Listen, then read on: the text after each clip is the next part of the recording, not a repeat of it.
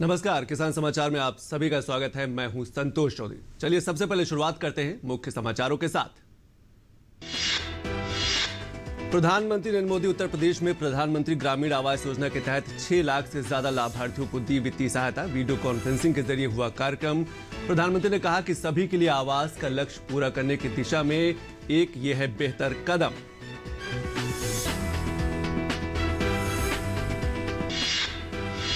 किसान संगठनों और सरकार के बीच 10वें दौर की वार्ता आज। सुप्रीम कोर्ट द्वारा गठित समिति की कल हुई बैठक। सूचना प्रसारण मंत्री ने राहुल गांधी पर देश और किसानों को गुमराह करने के लगाए आरोप।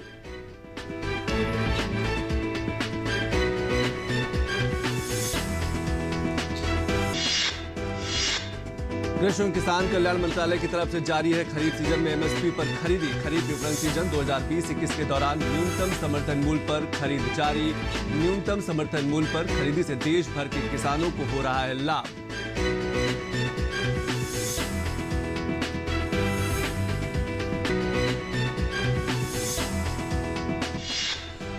भारतीय कृषि राष्ट्रीय वार्ता का हुआ उद्घाटन। इस मौके पर उपराष्ट्रपति वेंकैया नायडू ने कहा कि कृषि की लागत कम करने पर हो जोर। साथ ही कहा कि राष्ट्र के स्वास्थ्य के लिए रसायनों पर निर्भरता कम करने और जैविक खेती पर ध्यान देने की जरूरत।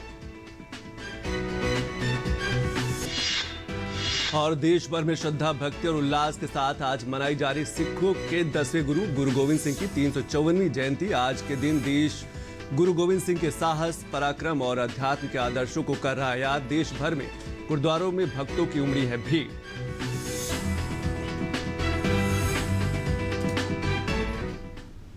और खबरें विस्तार से। प्रधानमंत्री नरेंद्र मोदी उत्तर प्रदेश में प्रधानमंत्री ग्रामीण आवास योजना PMAYG के तहत 6.1 लाख लाभार्थियों को करीब 2,691 करोड़ रुपए की वित्तीय सहायता वीडियो कॉन्फ्रेंसिंग के जरिए जारी की। इस सहायता में 5.30 लाख ऐसे लाभार्थी होंगे जिन्हें आर्थिक सहायता की पहली किश्त प्राप्त हुई, जबकि 80,000 लाभार्थी ऐसे होंगे जिन्हें दूसरी किश्त मिलेगी। प्रधानमंत्री ने साल 2022 तक सभी को घर दिए जाने का आह्वान किया था, जिसके लिए 20 नवंबर 2016 को PMAYG योजना की शुरुआत की गई थी।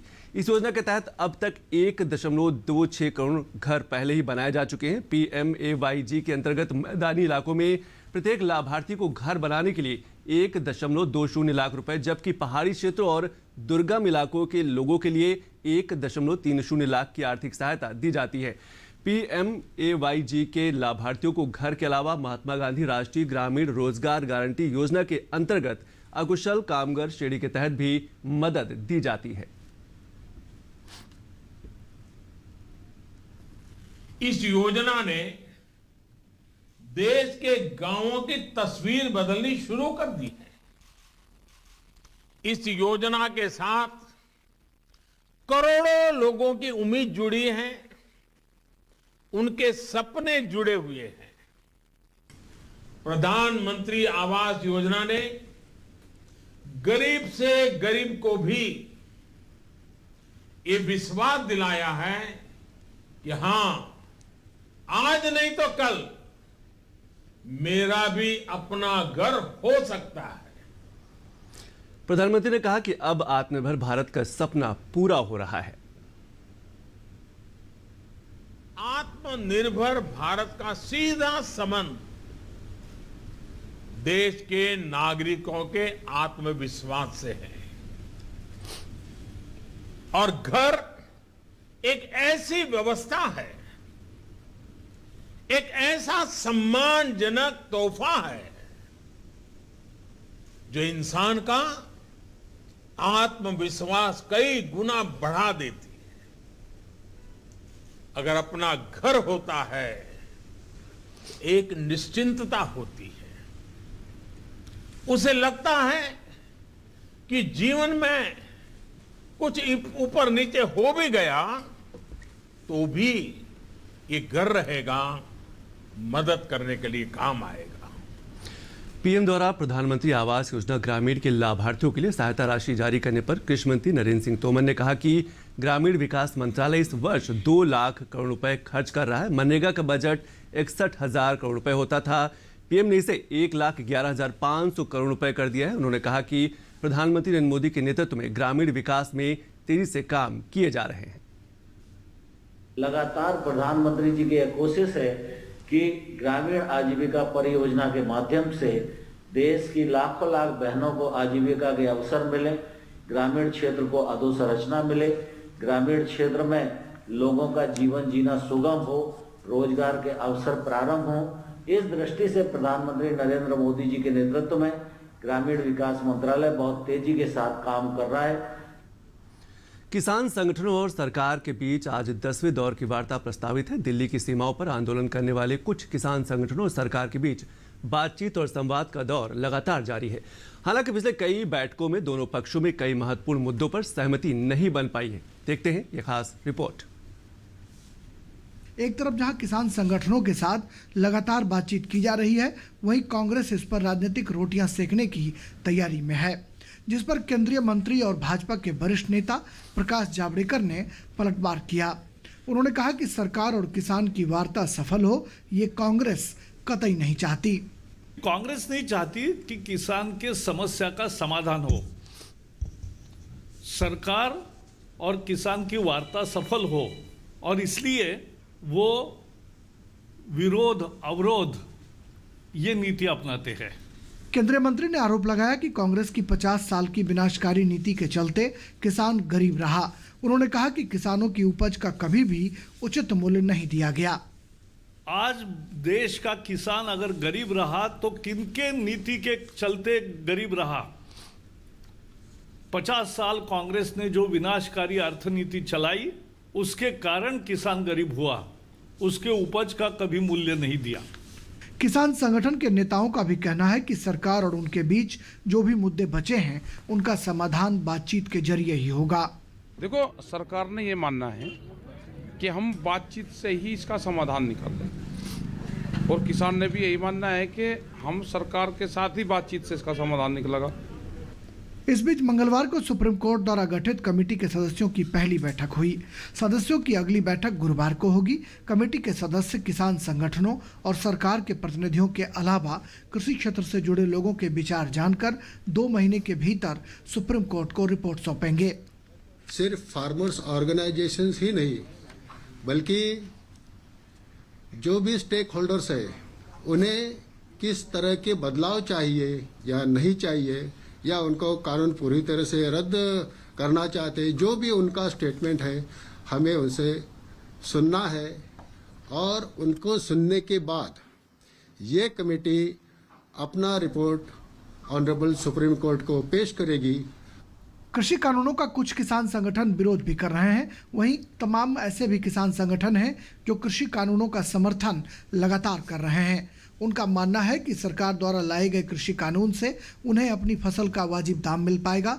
इसके साथ ही वे कहीं भी देश में अपनी फसल को बेच सकेंगे।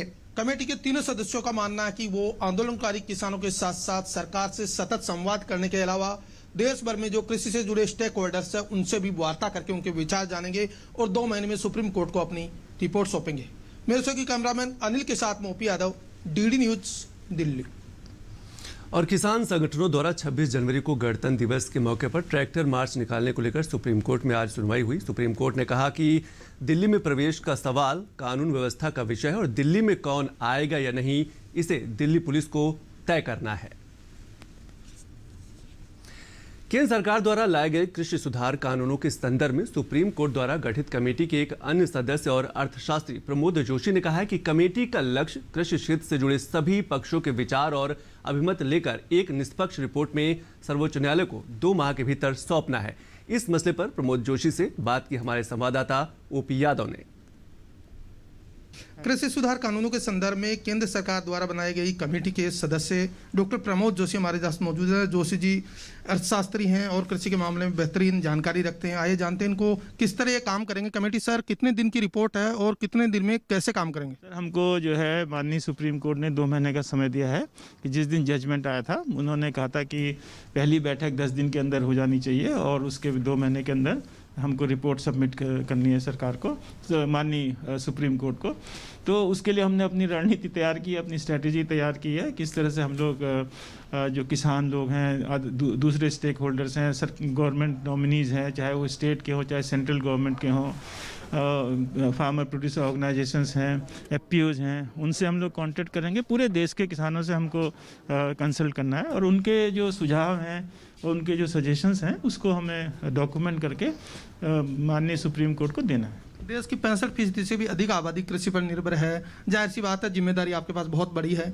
आंदोलनकारी किसानों के अलावा भी बहुत सारे किसानों स्टेक होल्डर है जिनसे भी विचार जानने हैं। हम चाहेंगे कि जो हम लोग सजेशन करें और माननीय सुप्रीम कोर्ट उसको माने, सरकार उसको माने और सभी किसानों को फ़ायदा हो, इससे उनकी आमदनी बढ़े, कृषि में सुधार हो, यही हम लोग चाहते हैं।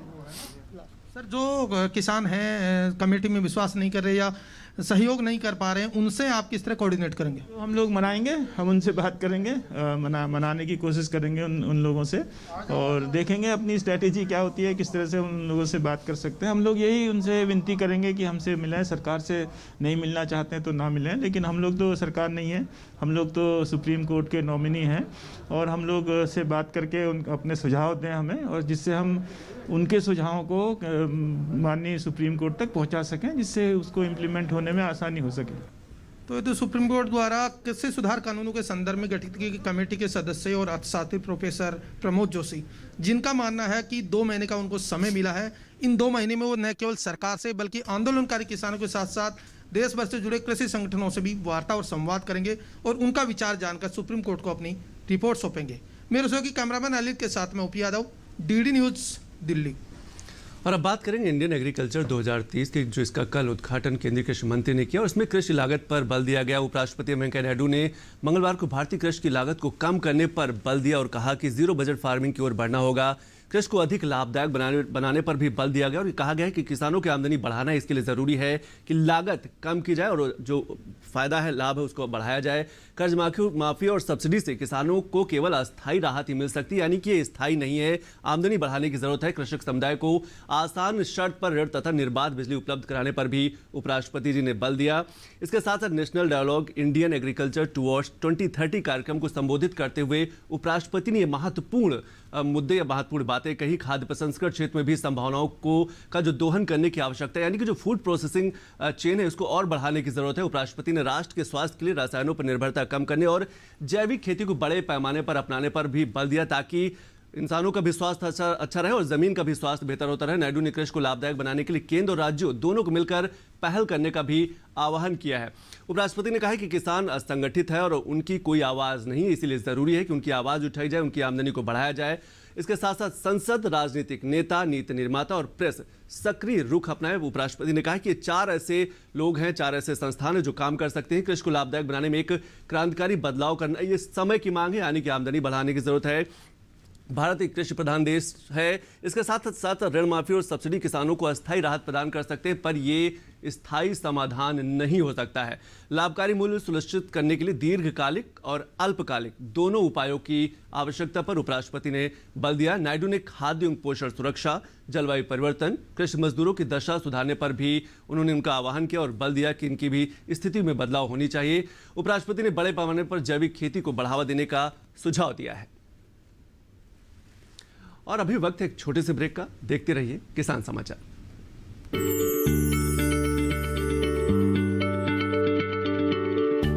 क्या आप किसी बीमारी से परेशान हैं? चाहते हैं डॉक्टर की सलाह?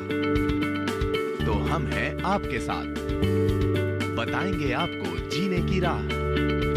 समस्याएं आपकी, समाधान देश के मशहूर विशेषज्ञों के। घर बैठे बात करें देश के जाने माने डॉक्टरों से।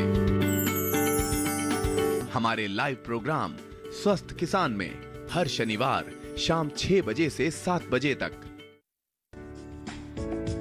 ये कामयाबी है अन्नदाता की।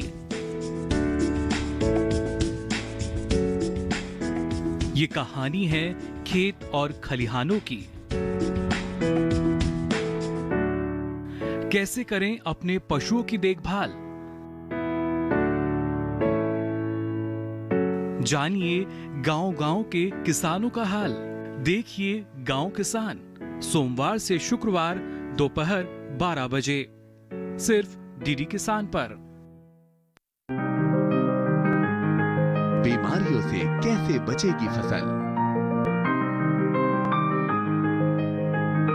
मवेशियों की मुश्किलों का क्या है हल? कहां से लाएं बीज, कितनी लगेगी खाद? किसानों के हर फोन का विशेषज्ञ देंगे जवाब। देखिए हेलो किसान लाइव सोमवार से शुक्रवार शाम 6 बजे।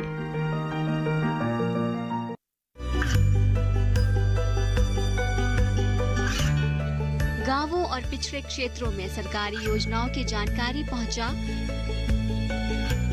देश में कौशल और क्षमता विकास कर ग्रामीणों को सामाजिक बदलाव और विकास से जोड़ने की दूरदर्शन किसान की पहल चौपाल चर्चा देखें सोमवार से शुक्रवार सुबह 9 बजे। ब्रेक के बाद आप सभी का स्वागत है और अब बात करेंगे उत्तर प्रदेश की, जहां पर जो श्रमिक हैं, जो लेबर हैं, उनके खातों में सीधा भुगतान किया जा रहा है। इसके लिए उत्तर प्रदेश के मुख्यमंत्री एक अभियान चला रहे हैं। उत्तर प्रदेश के लाखों श्रमिकों को सीधे तौर पर फायदा मिलने जा रहा है। इसके लिए अलग अलग तहसीलों पर एक अभियान चलाया जाएगा। सरकार ने श्रमिकों को योजनाओं के अंतर्गत आर्थिक पारदर्शिता बढ़ाने का प्रयास किया है, यानी कि पारदर्शिता रखी जाएगी। PFMS के जरिए सीधे अकाउंट में जो पैसा है वो भेजने की तैयारी अब की जा रही है, कि जानी कि जो श्रमिक है उनके सीधे खातों में पैसा जाएगा। श्रमिकों का रजिस्ट्रेशन आधार के जरिए कराने के निर्देश दिए गए, यानी कि जिन श्रमिकों के पास आधार कार्ड होगा उनका रजिस्ट्रेशन कराया जाएगा। श्रमिकों का पंजीकरण कराने के लिए तहसील स्तर पर समाधान दिवसों में कैंप का आयोजन किया जाएगा, वहां पर रजिस्ट्रेशन कराया जाएगा। प्रदेश में अभी 81 लाख सन्निर्माण श्रमिक होने का एक अनुमान लगाया गया है कि उत्तर प्रदेश में 81 लाख ये सन्निर्माण श्रमिक हैं। श्रमिकों के रजिस्ट्रेशन में उल्लेखनीय वृद्धि भी दर्शाई गई है, उल्लेखनीय वृद्धि हुई है। इसके साथ साथ पंजीकृत श्रमिकों की संख्या 17 लाख से बढ़कर 43 लाख पहुंचाने में सफलता मिली है, यानी कि लगातार जो पंजीयन हो रहा है उससे काफ़ी लाभ पहुंचा है। 9.28 लाख पुराने श्रमिकों का नवीनीकरण भी कराया गया है, यानी कि नए तरीके से, नए सिरे से उनका पंजीकरण कराया गया है। वर्तमान में सक्रिय श्रमिकों की संख्या 43.32 लाख से अधिक पहुंच गई है। कोविड के दौरान 342 करोड़ रुपए आपदा सहायता योजना में 261.21 करोड़ रुपए श्रमिकों के हित में खर्च किए गए हैं। ईंट भट्टों के श्रमिकों, चट्टान तोड़ने वाले श्रमिकों का रजिस्ट्रेशन कैंप लगाकर करने के निर्देश उत्तर प्रदेश के मुख्यमंत्री योगी आदित्यनाथ ने दिया है। और सही समय पर किसानों को सस्ता कर्ज मुहैया कराना पीएम मोदी का एक बड़ा सपना रहा है और किसान क्रेडिट कार्ड योजना से ये सपना साकार भी हो रहा है, जिसका असर जमीन पर दिखाई देने लगा है। पेश है एक खास रिपोर्ट। सही समय पर किसानों को सस्ता कर्ज मुहैया कराना पीएम मोदी का एक बड़ा सपना रहा है और किसान क्रेडिट कार्ड योजना ये सपना साकार भी कर रही है, जिसका असर अब जमीन पर दिखाई देने लगा है। सरकार ने किसानों की आय को वर्ष 2022 तक दोगुना करने का लक्ष्य भी निर्धारित किया हुआ है। साल 2020-21 के बजट में किसानों को कम ब्याज दरों पर क्रेडिट कार्ड के जरिए कर्ज देने का महत्वाकांक्षी लक्ष्य निर्धारित किया गया था। इस योजना के तहत 2 लाख करोड़ रुपए 2.5 करोड़ किसानों को सस्ती ब्याज दरों पर उपलब्ध कराने का वायदा किया गया था। किसान क्रेडिट कार्ड का दायरा बढ़ाते हुए पहली बार बजट में पशुपालकों और मछुआरों को भी शामिल किया गया है। इस लोन के माध्यम से देश के किसान अपनी खेती की और अच्छे से देखभाल कर पाएंगे। इसी के साथ किसान अपनी फसल का बीमा भी करा पाएंगे। किसान क्रेडिट कार्ड योजना के अंतर्गत लोन बिना किसी गारंटी के किसानों को दिया जा रहा है। हाल ही में केंद्र सरकार ने उन सभी किसानों को जो प्रधानमंत्री किसान सम्मान निधि का फायदा उठा रहे हैं, उन्हें किसान क्रेडिट कार्ड से जोड़ा जा रहा है। Agricultural credit target for the year 2021 has been set at 15 lakh crores, 15 lakh crores. Agricultural credit availability. All eligible beneficiaries of PM Kisan will be covered under the KCC, Kisan Credit Card Scheme. इस योजना के तहत देश के लगभग 14 करोड़ किसानों को बिना गारंटी के कर्ज दिया जाएगा। देश के जिन किसानों के पास कृषि योग्य भूमि है, वे किसान क्रेडिट कार्ड बनवा सकते हैं। इस योजना के तहत अब तक देश के कुल 9.74 करोड़ किसानों ने अपना रजिस्ट्रेशन करा लिया है, जबकि 8.45 करोड़ किसानों को इसका लाभ प्राप्त होने लगा है। इस पर ब्याज दर सिर्फ 4% का ही लगेगा। इस योजना का मकसद किसानों को साहूकारों के कर्जे से मुक्त करा आर्थिक रूप से मजबूत बनाना है। फसल की बुआई और कटाई के समय किसानों को अगर संसाधन जुटाने के लिए सस्ता कर्ज मिल पाए तो ये किसी बड़े उपहार से कम नहीं। जाहिर तौर पर बजट के ये ऐलान महज ऐलान ही नहीं, किसानों के लिए वाकई उपहार साबित हो रहे हैं। अनुज यादव, DD न्यूज, दिल्ली। और अब बात करेंगे समर्थन मूल्य पर। देश भर की जो खरीफ की फसल है उसकी खरीदी की जा रही है। अलग अलग राज्यों में लगातार समर्थन मूल्य पर किसानों से खरीदा जा रहा है। सरकार किसानों से एमएसपी पर खरीफ 2020-21 फसलों की खरीदी लगातार कर रही है और अलग अलग राज्यों के आंकड़े भी बता रही है। खरीफ 2020-21 के धान की खरीद में पंजाब, हरियाणा, उत्तर प्रदेश, तेलंगाना के साथ साथ जो दूसरे राज्य उसमें उत्तराखंड, तमिलनाडु, चंडीगढ़, जम्मू और कश्मीर, इसके साथ साथ केरल के साथ साथ जो अलग राज्यों में खरीफ फसल की खरीदी की जा रही है उसमें गुजरात, आंध्र प्रदेश, छत्तीसगढ़, ओडिशा भी शामिल है। वहां पर समर्थन मूल्य पर किसानों से धान की खरीदी की जा रही है, खरीफ फसल की खरीदी की जा रही है। मध्य प्रदेश और केंद्र शासित प्रदेशों में भी सुचारू रूप से एमएसपी पर किसानों से उनकी फसल खरीदी जा रही है। महाराष्ट्र, बिहार, झारखंड, असम, कर्नाटक और पश्चिम बंगाल में 569.76 लाख मीट्रिक टन से अधिक की धान खरीदी गई। पिछले वर्ष की तुलना में 460.10 लाख मीट्रिक टन की खरीद के मुकाबले ये 23.83% की वृद्धि दर्शाती है। 569.76 लाख मीट्रिक टन की कुल खरीद में से पंजाब ने अकेले 202.77 लाख मीट्रिक टन का योगदान दिया। एमएसपी खरीद से लगभग 80.35 लाख किसानों को लाभान्वित किया गया, उनके खातों में पैसा भेजा गया है। खरीफ विपणन सीजन 2020 के दलहन और तिलहनों की 51.66 लाख मीट्रिक टन की खरीद के लिए स्वीकृति भी प्रदान की गई है। आंध्र प्रदेश, कर्नाटक, तमिलनाडु और केरल राज्यों के लिए कोपरा के 1.23 लाख मीट्रिक टन की खरीद के लिए भी स्वीकृति प्रदान की गई है। इसके साथ साथ गुजरात, तमिलनाडु राज्यों के लिए रबी विपणन सीजन 2020-21 के दलहन और तिलहन के लिए 2.50 लाख मीट्रिक टन की खरीदी को स्वीकृति दी गई है। मूंग, उड़द, तूर, मूंगफली की फली और सोयाबीन के 29,07,924.90 मीट्रिक टन की खरीदी की गई है। गुजरात, हरियाणा और राजस्थान में 15,09,812 किसानों को 1,619.73 रुपए का फायदा पहुंचाया गया है। 5,079 मीट्रिक टन कोपरा, जिसका एमएसपी मूल्य 2.40 करोड़ रुपए है, ये लाभ सीधे किसानों को पहुंचा है। इसके साथ साथ तिलहन के आधार पर संबंधित राज्यों द्वारा तिथि से खरीद शुरू करने के लिए भी व्यवस्था सरकार लगातार कर रही है। और आज सिखों के 10वें गुरु गुरु गोविंद सिंह की जयंती है। गुरु गोविंद सिंह एक महान योद्धा, कवि, भक्त एवं आध्यात्मिक गुरु थे। उन्होंने साल 1699 में बैसाखी के दिन खालसा पंथ की स्थापना की थी, जो सिखों के इतिहास का सबसे महत्वपूर्ण दिन माना जाता है। सिख समुदाय के लोग इस जयंती को प्रकाश पर्व के रूप में बड़े ही उमंग और उत्साह के साथ मनाते हैं। आज के दिन गुरुद्वारों में कीर्तन और गुरुवाणी का पाठ होता है। सिख समुदाय के लोग सुबह प्रभात फेरी निकालते हैं और लंगर का आयोजन किया जाता है। गुरुद्वारों में सेवा की जाती है। गुरुद्वारों के आसपास खालसा पंथ की झांकियां निकाली जाती है। कई लोग घरों में कीर्तन भी करवाते हैं। पंजाब के अमृतसर में भी गुरुद्वारों में गुरु गोविंद सिंह की जयंती के अवसर पर श्रद्धालु बड़ी संख्या में उमड़ रहे हैं। सिख समुदाय के 10वें गुरु गुरु गोविंद सिंह की जयंती के मौके पर आज पटना में श्रद्धा, भक्ति और उल्लास के वातावरण में मनाया जा रहा है। देश के विभिन्न भागों से और विदेशों से बड़ी संख्या में श्रद्धालु यहां दर्शन और कीर्तन के लिए पहुंचे। बीते लगभग एक सप्ताह से विभिन्न प्रकार के आयोजन यहां पर किए जा रहे हैं।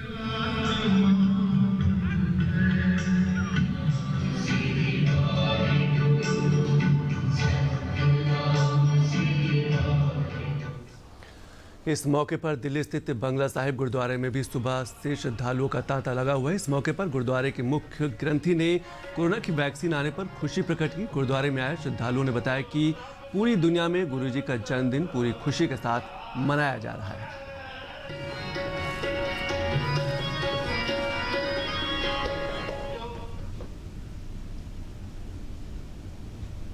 संसार को खुशी मिली है वो है कोरोना की वैक्सीन के रूप में। परमात्मा करे ये दवाई और जो धर्म मंदिरों में, धर्म स्थानों पे दवा हो रही है, ये असर करे और ये कोरोना का जो प्रकोप है ये छट जाए और पूरे संसार में खुशी आए। गुरु गोबिंद सिंह जी का अज जन्म दिहाड़ा सिख संगतां बहुत धूमधाम नाल मना रही ने। बड़ी चढ़दी कला वाला दिन आ। गुरु गोबिंद सिंह जी ਦਾ ਇਹ ਜਨਮ ਦਿਹਾੜਾ ਜਿਹੜਾ ਹੈ ਇਹ ਪੂਰੇ ਵਰਲਡ ਦੇ ਵਿੱਚ ਮਨਾਇਆ ਜਾ ਰਿਹਾ ਹੈ। ਬਾਹਰ ਫੋਰਨ ਦੇ ਵਿੱਚ ਸਾਰੇ ਅੰਮ੍ਰਿਤਸਰ ਦਰਬਾਰ ਸਾਹਿਬ, ਇੱਥੇ ਬੰਗਲਾ ਸਾਹਿਬ, ਮਤਲਬ ਪੂਰੇ ਵਰਲਡ ਦੇ ਵਿੱਚ ਜਿਹੜਾ ਇਹ ਹੈਗਾ ਗੁਰੂ ਗੋਬਿੰਦ ਸਿੰਘ ਦਾ ਜਨਮ ਦਿਹਾੜਾ ਇਹ ਮਨਾਇਆ ਜਾ ਰਿਹਾ। ਵਾਹਿਗੁਰੂ ਜੀ ਕਾ ਖਾਲਸਾ, ਵਾਹਿਗੁਰੂ ਜੀ ਕੀ फतेह। राष्ट्रपति रामनाथ कोविंद ने गुरु गोविंद सिंह को उनकी जयंती पर नमन किया। राष्ट्रपति ने ट्वीट कर कहा है कि गुरु गोविंद सिंह जी के प्रकाश पर्व के शुभ अवसर पर मेरा नमन। उनका जीवन मानवता के लिए प्रेरणादायक रहा है। वह सिर्फ एक आध्यात्मिक आदर्श नहीं थे, बल्कि एक योद्धा थे। उन्होंने अपने सिद्धांतों के लिए सर्वोच्च बलिदान दिया।